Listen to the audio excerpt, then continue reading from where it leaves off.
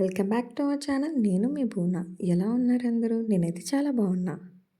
మన ఛానల్లో stitching videos, garden videos, cooking వీడియోస్తో పాటు యూస్ఫుల్ ఎడ్యుకేషన్ టాపిక్స్ కూడా షేర్ చేద్దామని అనుకుంటున్నా. సో టుడేస్ టాపిక్ ఏంటంటే debit and credit. Accounting start చేసే ప్రతి స్టూడెంట్కి డెబిట్ అండ్ క్రెడిట్ అనగా కొంచెం కన్ఫ్యూజన్ ఉంటుంది. డెబిట్ ఎప్పుడు యూజ్ చేయాలి, క్రెడిట్ ఎప్పుడు యూజ్ చేయాలి అనే డౌట్స్ ఉంటాయి. కానీ ఈ వీడియో చూసిన తర్వాత మీకు ఆ కన్ఫ్యూజన్ ఉండదు. ఎందుకంటే నేను డెబిట్ అండ్ క్రెడిట్‌ని చాలా సింపుల్‌గా ఎగ్జాంపుల్స్‌తో ఈజీ లాంగ్వేజ్‌లో ఎక్స్‌ప్లెయిన్ చేస్తా. ఇవి స్టూడెంట్సే కాకుండా ఎవరైనా నేర్చుకోవచ్చు. డైలీ లైఫ్‌లో యూజ్ అవుతాయి. మనీ రిలేటెడే కదా! సో వీడియోని స్కిప్ చేయకుండా కంప్లీట్‌గా చూడండి. Let's start today topic debit and credit. అకౌంటింగ్‌లో మనం ఎక్కువగా వినే వర్డ్స్ డెబిట్ అండ్ క్రెడిట్. సింపుల్‌గా చెప్పాలంటే డెబిట్ అంటే అకౌంట్ లెఫ్ట్ సైడ్ రికార్డ్ చేయాలి. క్రెడిట్ అంటే అకౌంట్ రైట్ సైడ్ రికార్డ్ చేయాలి. డెబిట్‌ని లెఫ్ట్ సైడ్ ఎందుకు రికార్డ్ చేయాలి? అలానే క్రెడిట్‌ని రైట్ సైడ్ ఎందుకు రికార్డ్ చేయాలి? సింపుల్‌గా చెప్పాలంటే అకౌంటింగ్‌లో డెబిట్ అంటే లెఫ్ట్ సైడ్ మరియు క్రెడిట్ అంటే రైట్ సైడ్ అని అకౌంటింగ్ రూల్స్‌లో ఫిక్స్డ్‌గా డిసైడ్ చేశారు. ఇది మనం క్రియేట్ చేసిన రూల్ కాదు. అకౌంటింగ్ సిస్టమ్ స్టార్ట్ అయిన టైం నుండి ఫాలో అవుతున్న స్టాండర్డ్ మెథడ్స్ ఇవన్నీ. ఓకే.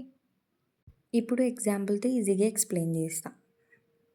డెబిట్ అంటే బిజినెస్కి ఏదైనా అసెట్ వచ్చినా, ఎక్స్పెన్సెస్ అయినా వాటిని డెబిట్ చేయాలి. Debit means recording an amount on the left side of an account. What comes into the business, expenses include by the business, receiver in a personal account.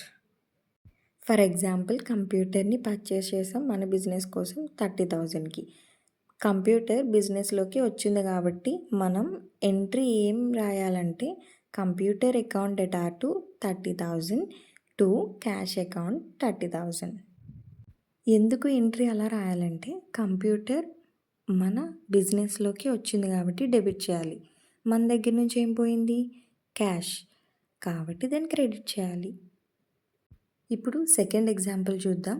Shop rent paid. Shop rent ఎంత pay చేసాం? 8,000 కట్టాం. Rent అనేది ఒక expense. Expenses అన్నీ debit అవుతాయి.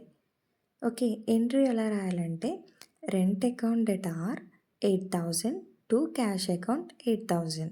Rent expense కాబట్టి debit చేయాలి. ఇప్పుడు మనం క్రెడిట్ అంటే ఏంటో చూద్దాం.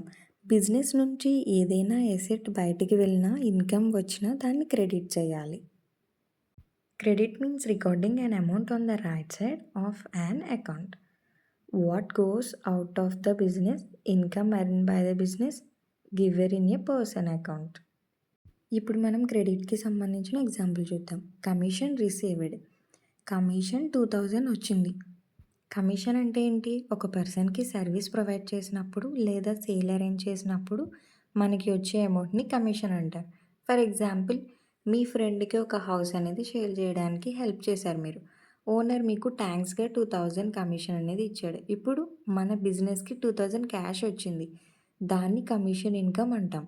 ఇన్కమ్ని క్రెడిట్ చేయాలి. ఇక్కడ ఎంట్రీ ఏమొస్తుందంటే క్యాష్ అకౌంట్ డేటా 2,000 టు కమిషన్ అకౌంట్ డేటా 2,000. కమిషన్ అనేది ఇన్కమ్ కాబట్టి దాన్ని క్రెడిట్ చేయాలి. ఇప్పుడు సెకండ్ ఎగ్జాంపుల్ చూద్దాం. Cash paid. మనం కంప్యూటర్ని కొనేటప్పుడు క్యాష్ ఇచ్చాం. క్యాష్ బిజినెస్ నుంచి బయటికి వెళ్ళింది కాబట్టి క్యాష్ని క్రెడిట్ చేస్తాం.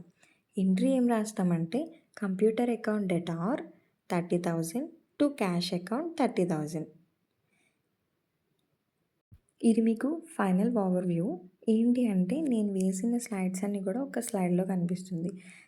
ఇప్పుడు కొన్ని ఈజీ షార్ట్‌కట్స్ చెప్తా. అవి నెక్స్ట్ వీడియోకి బాగా యూజ్ అవుతాయి. డెబిట్ అంటే ఈజీగా తీసుకున్నది ఎక్స్‌పెన్స్, ఎసెట్ వచ్చింది అని చెప్పాలి. ఓకే. క్రెడిట్ అంటే ఏంటి అంటే ఎసెట్ బయటికి వెళ్ళింది, ఇన్కమ్ అని చెప్పాలి. డెబిట్ అండ్ క్రెడిట్‌ని ఈ సింపుల్ ట్రిక్స్‌తో గుర్తుపెట్టుకుంటే అకౌంటింగ్ చాలా ఈజీగా అర్థమవుతుంది. Thank you for watching.